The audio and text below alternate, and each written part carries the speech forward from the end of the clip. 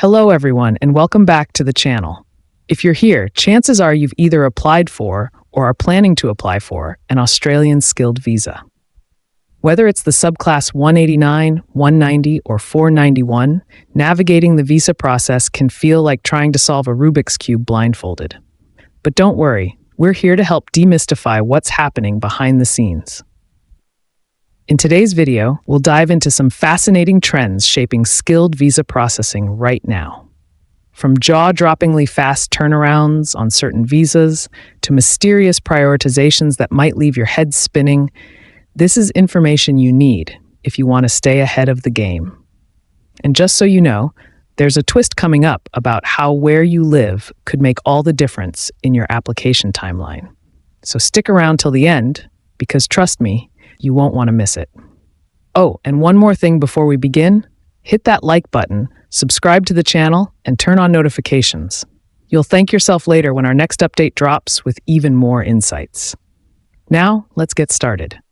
Let's kick things off with the Subclass 189 Skilled Independent Visa, the golden ticket for many applicants. Here's the good news. As of March 2025, the Department of Home Affairs, DHA, is processing these applications at lightning speed. We're talking a maximum of 4 months from lodgement to decision. That's incredible compared to previous years when waiting times stretched endlessly. This speedy turnaround suggests DHA has found its groove when it comes to managing backlogs. For those who recently submitted their 189 applications, assuming everything is in order, you should be looking at a decision within this time frame.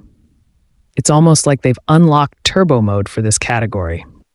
But remember, having all your ducks in a row matters more than ever. If something's missing, you risk falling out of the fast lane.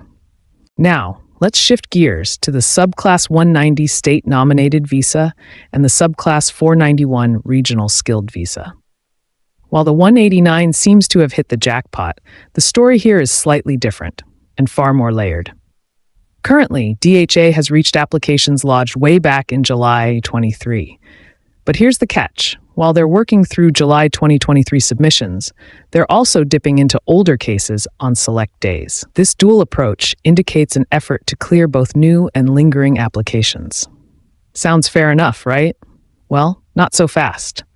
There's another wrinkle. Whether you're onshore or offshore plays a massive role in how quickly your case gets handled.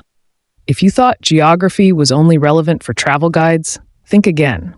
One of the most striking trends right now is the clear preference for onshore applicants over offshore ones. For those who lodged their 190 or 491 visas in July 2023 while living in Australia, many have already received S56 requests. These are essentially calls for additional info, like remedicals if your health check's expired or any missing documents. Over the past few weeks, DHA has been chipping away at these onshore applications, focusing heavily on the last few weeks of July. Meanwhile, offshore applicants? Not so lucky. Those who applied in early July 2023 are only now starting to see S56 requests trickle in. Translation: offshore applicants are being processed much slower. By the time DHA moves on to August 2023, onshore applications, offshore folks from July may still find themselves waiting patiently or impatiently, depending on your perspective. Here's where things get really intriguing. Certain occupations are getting VIP treatment in the visa queue, and construction-related roles are leading the pack. Looking at recent visa grants from late 2023 and early 2024, it's evident that people in construction jobs are moving through the system faster than others. This aligns with the mysterious 109 ministerial direction, which briefly appeared on the immigration website before vanishing without a trace. Even though it's no longer officially published, the evidence points to its continued influence. Prime Minister Anthony Albanese himself hinted at this during an ABC interview, confirming that construction workers are indeed a priority. So if you're in this field, congratulations. You're riding the express train. For everyone else, well, patience remains key. But wait, there's more geography talk. Where you currently reside appears to impact your processing speed too. Recent patterns suggest that offshore applicants from specific regions are getting preferential treatment. For instance, those applying from places like Dubai, Qatar, Singapore, or European countries seem to be sailing through the process faster than applicants from Asian nations such as India, Pakistan, or Sri Lanka, or African countries. There's no official announcement explaining why this is happening, but the data doesn't lie. If you're an offshore applicant, take note. Your current location might just determine whether your visa sails smoothly or hits choppy waters. A question we often hear is whether lodging multiple visa applications affects your chances. The short answer? No, it doesn't. At least not negatively. Take this scenario. Someone applies for both a 189 and a 190 visa. In several cases, they've received grants for both. However, since the 189 is considered superior, it overrides the 190 once granted. This means the applicant ends up holding a 189 visa.